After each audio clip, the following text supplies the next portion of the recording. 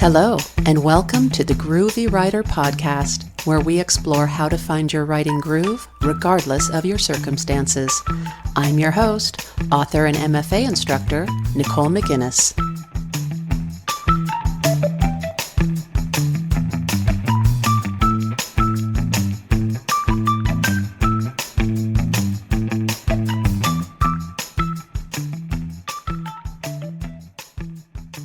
Hi everyone, and welcome back to the podcast. As I mentioned in episode 6, I've decided to do a bit of a mini-series called How to Write a Novel. Episodes will appear periodically and not necessarily in order, one right after another, but each episode will focus on at least one aspect of writing a project, such as a novel or a story or any complete project that will take some time and motivation and dedication that I've experienced personally, that my students have experienced, that other writers I know have experienced, etc.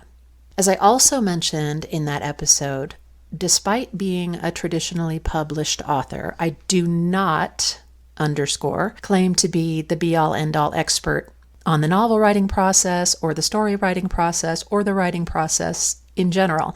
That said, if anything that I do say here inspires you to conduct further research into your own unique writing situation, I absolutely 100% encourage you to do that. There is a ton of helpful information to be found online, in libraries, at writing conferences, etc. In fact, I pretty much always encourage writers to research all sorts of topics pertaining to the specific type of writing they're doing.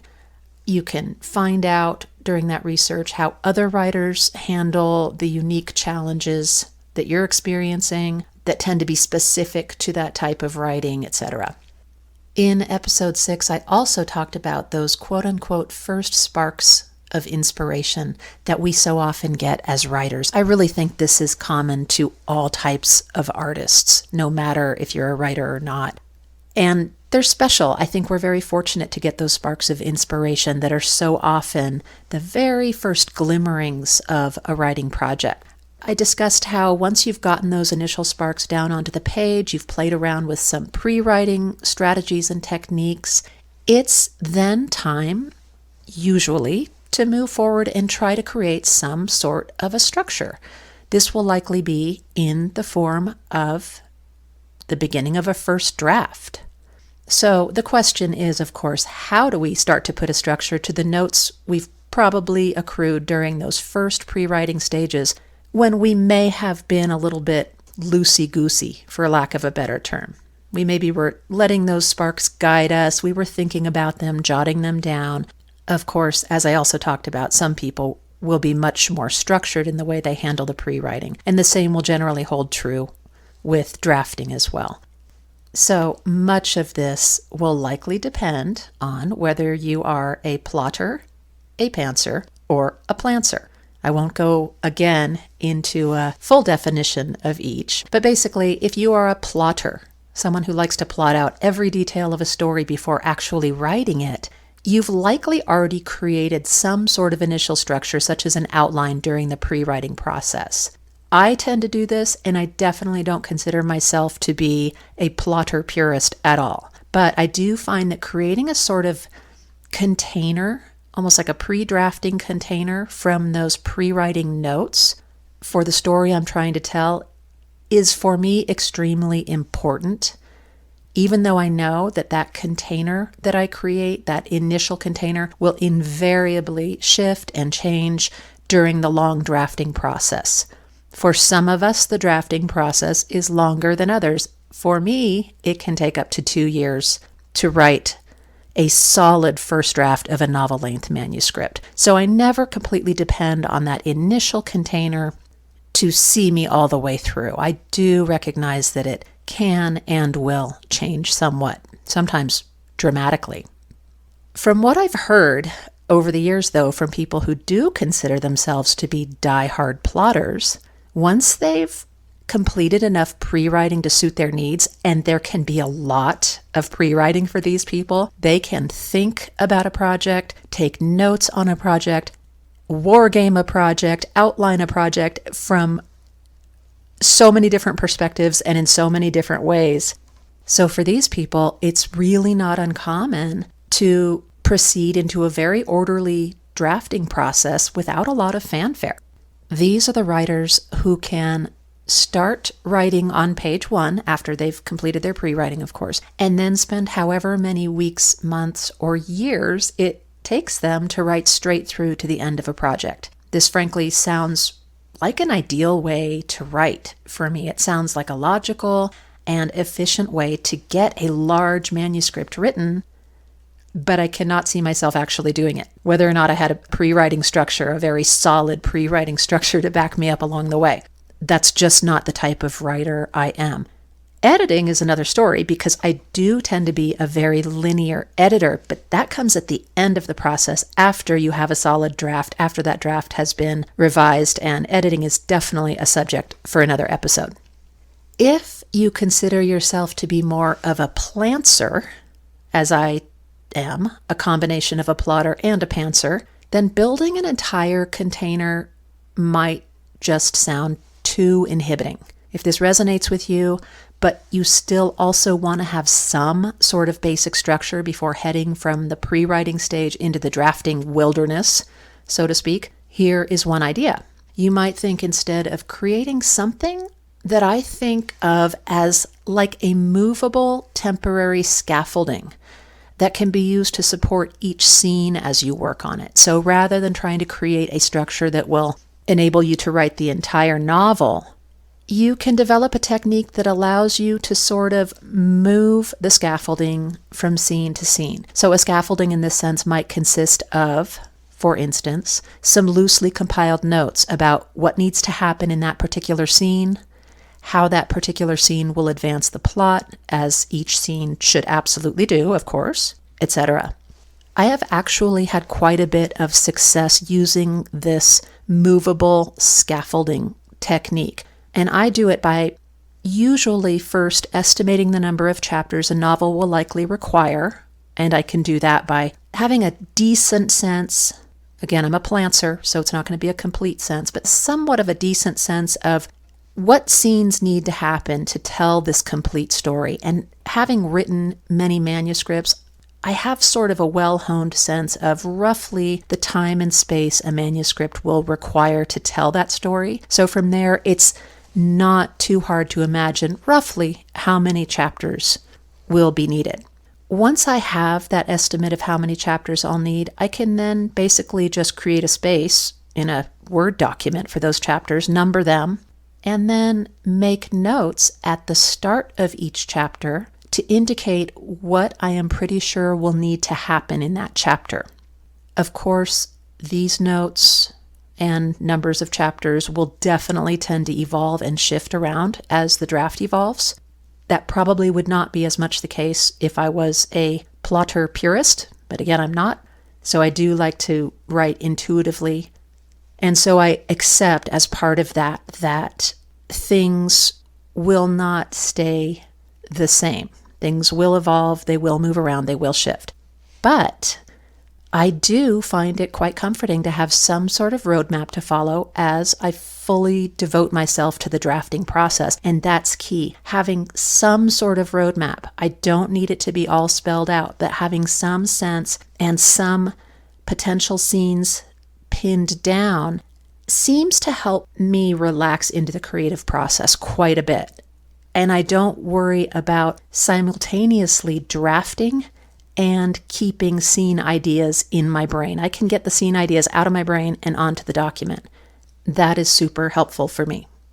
And aside from the scaffolding analogy, another good comparison to use for this technique might be the hiking trails that are here in northern Arizona where I live. These are so fun to explore, and it's a great non-writing activity to do, and I often actually generate ideas while I'm out hiking. And many of these trails, especially down, I find them in the Sedona area, the Prescott area, are usually marked in some subtle way, this non-intrusive way that blends in to keep hikers from getting too lost. Often these markings are just little dots of spray paint on the rocks that are placed there by the Forest Service. They're almost like little breadcrumbs.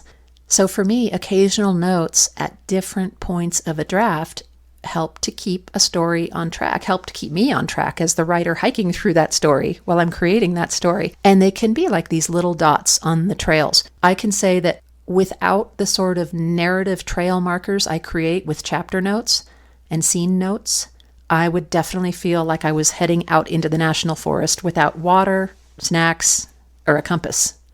Speaking of which, let's move on to how the pantsers, those who like to write mainly by the seat of their pants, might prefer to move from the pre-writing phase to the drafting phase. It's not uncommon, again, as I discussed in episode 6, for pantsers to just hang it all out there and jump right into the story. They start writing without any pre-writing or structure at all, many of them. So sticking with the trail analogy, these are those hardy adventurers who strap on a backpack and sleeping bag and head out into the wilderness of a first draft, really not knowing maybe exactly where they're going or when they'll return. Let me just note here that while I admire the wildness of these writers, this way of going about writing a novel in a very uninhibited, exploratory way, is really not something that would probably work well for me personally. And I say this even though I do consider myself to be a fairly nonlinear and intuitive writer, as I mentioned. I think what it comes down to, though, is that I've just discovered that it takes me, again, a long time to write a novel. Up to 2 years is not unusual. And time is precious. I really prefer to mitigate the risk of wasting large amounts of that time by doing some sort of planning out of how a story will generally play out. As a side note, though, I will say that once I do have that basic notion, I do tend to dive in head first sometimes at different points of the story each day, working on whatever scenes I'm most inspired to tackle that day. That's where my non-linear tendencies come in. I like to have the basic layout. I like to have some of those breadcrumbs, but then I like to be free to jump in wherever I'm really feeling it that day for that day's writing session. And I really think that just comes with the territory of being a more or less non-linear writer. But I really don't think I'd be able to do even that much by the seat of my pants writing effectively, or really enjoy the process much, without having a pretty solid sense of, in general, how the story progresses, what scenes will generally go where, how things are going to end. So whichever type or combination of types you consider yourself to be as a writer, here are some things to keep in mind as you move on from the pre-writing phase and start to actually write a draft in earnest. This can be, by the way, a really exciting and somewhat fraught moment when you realize that you're stepping into drafting. Some people start to do it without even realize they're drafting, and they probably don't feel that same sense of anxiety and trepidation, but also excitement. It just depends. But I'm always quite aware of when I'm actually taking those first footsteps into a draft, and it feels like a commitment, because it usually is, unless things fall apart at some point, third of the way through or halfway through, and you realize, I just need to abandon this project. I find that's pretty unusual for writers who have done some decent pre-writing. So once you do start drafting, you may have that sense of, wow, this is it. I'm really doing this thing. I'm not just thinking about this project anymore. I'm actually writing a novel. And especially if it's your first novel, that's really something. So these things to keep in mind are in no particular order of importance, by the way, and obviously there are many things to keep in mind as one works on a first draft. But in the interest of time, I will stick to these 3 for now. So number 1, as you write, as you work on that first draft, try not to get sidetracked by thoughts of what if, thoughts of what will happen in the future with this manuscript. For example, try not to obsess over how the story will look once it's done, how it will be structured down to the last detail, for instance, or whether or not it will sell, assuming you're interested in having it published, or how much it should sell for or will sell for, if it does sell, or what the sales numbers and reviews will be like, those kind of things that really have very little to do with this part of the process. And as usually happens when I'm recording an episode, I will often get an idea for an episode. And this is happening right now as I'm thinking about doing an episode on how to guard the creativity that we rely on as writers from all the external stuff, especially for those writers who want to be published, want to find a readership. It's very easy to start projecting out into the future and start getting a little obsessive about the what ifs. So we need to really try not to do that while we're drafting and keep it as pure a process as possible. And try not to forget, after drafting, there is a revision stage or stages. There is the editing stage. So there is plenty of time to fix issues, tighten things up, etc. But the drafting phase, in my view, really should be a protected place of creative purity. It sounds really woo-woo, but I do think that's true. It's really, really common for writers to dream about and worry about these kinds of things, whether you want to be published or not. And I actually think it's important for those of us who do intend to write for an audience and not just for ourselves to be able to put on our business hats when necessary. But again, drafting is not that time. One of the things I've really found is that the creative side of writing and the business side do not necessarily mix, not simultaneously, at least, if that makes any sense. So again, I do think it's important to try to keep the two separate during the pre-writing and initial drafting, when ideas really can still be somewhat delicate. Keep a journal if you need to, talk things out with a friend or with your agent if you have an agent. These can be good ways to keep the business considerations out of the creative process. Number 2, save your draft at the end of each day's writing session and save it to someplace other than your computer's hard drive. This one is super, super important.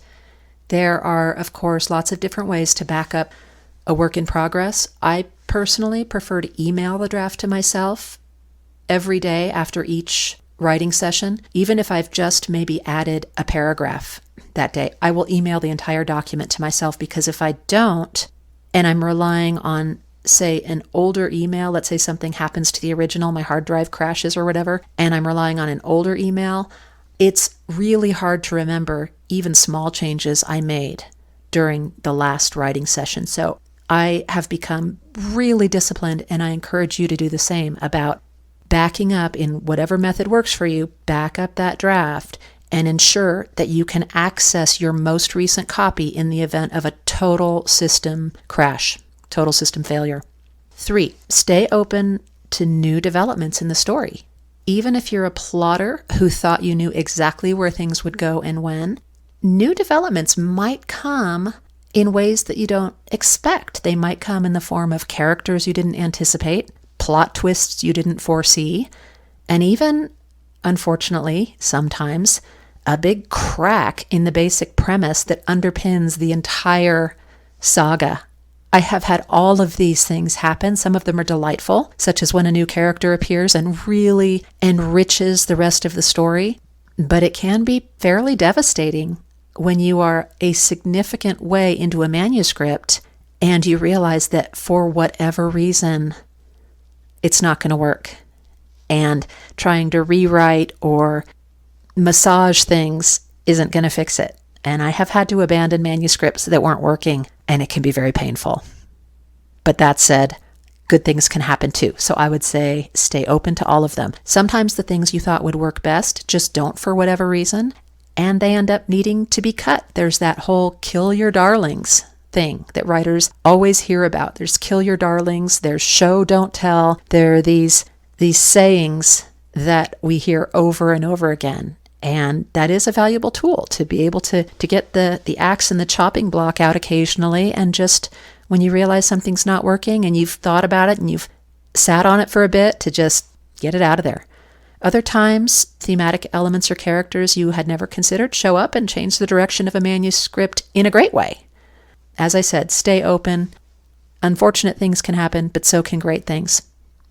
That's going to just about wrap up this discussion of this very specific phase in the process of novel writing, moving from the safe bosom, as it were, of the pre-writing phase to the wilderness of actually starting to write that first draft in earnest. We are not quite done yet, however, because now it's time for a new closing segment of the podcast that I'm going to be calling the Daily Groove. I really should have had a little bit of music to insert here, but I did not. This will be something I've come across recently, a quote or a snippet of conversation or an insight that informs and or enriches my own writing groove, and my hope is that it might do the same for yours. Today's Daily Groove comes to us by way of one of my favorite authors of all time, John Steinbeck. Having spent my undergraduate years at UC Santa Cruz, trips to the somewhat nearby town of Monterey, it was about an hour away, I think, really were not uncommon. I spent a lot of time on Cannery Row, and I actually took some great courses from a Steinbeck scholar during that time. I even have a dedicated space on one of my bookshelves in my office for my collection of Steinbeck books. I just love Steinbeck. I love the writing, sparse and yet rich. I've studied him for years. I still don't know how he did it. So here's the quote from the man himself about writing inspiration. Ideas are like rabbits. You get a couple and learn how to handle them, and pretty soon you have a dozen. John Steinbeck. Clearly, Steinbeck thought quite a bit about rabbits, considering how much Lenny in Of Mice and Men loved them.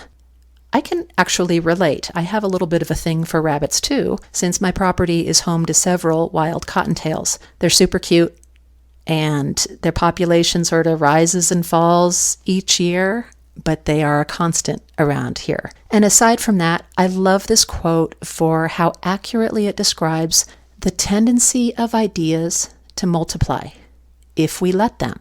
Also, and I think most importantly perhaps, Steinbeck mentions the necessity of, quote, learning how to handle, unquote, these ideas, which to me is key. It really serves as a reminder that it's not good enough for a serious writer to just sit around and wait for inspiration to strike, or to refuse to write if the muse isn't speaking to us. If we're serious, we really need to pay attention to those initial sparks. We need to consider them without being too heavy-handed with them. And then we need to figure out which among them are the sturdiest, which ones might be enduring enough to provide the foundation for a story or a novel or a poem or an essay. And I just really like that quote. It really worked for me this week.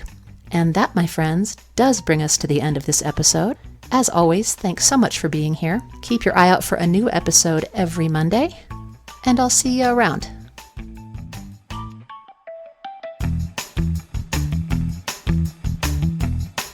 Thanks for listening to this episode of the Groovy Writer podcast. You can connect with the podcast on my website at NicoleMcInnes.com and on Instagram at The Groovy Writer. The intro and outro music is Retro by